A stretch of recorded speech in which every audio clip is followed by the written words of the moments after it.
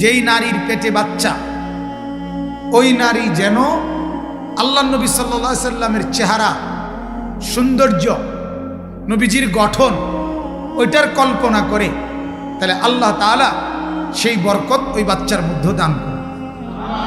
এটা আল্লাহওয়ালাদের কথা, বুজুর্গদের কথা। এজন্য আজকে একটি বাচ্চা সন্তান তার মায়ের পেট থেকেই ইসলাম দিক নির্দেশনা দিছে। কি করবেন, জন্মের সময় কি করবেন, 7 দিনের দিন কি করবেন, 2 বছরে যখন কথা বলবে তখন কি বলাইবেন,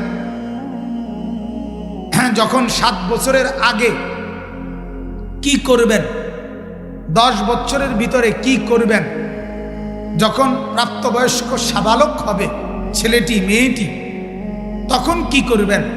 ইসলাম এটা পাই পাই করে আল্লাহর কোরআন এবং রাসূলের সুন্নাত বলে দিছে, কিন্তু গাফেল মা বাপ এটা জানেই না। জানে জন্ম নিছে, কয়দিন দুধ খাবে, এরপরের কয়দিন ভাত বন,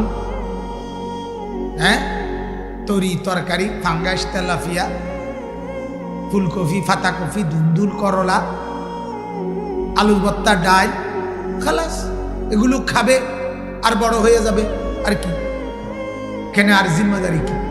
না, এটা মূল জিম্মাদারি না।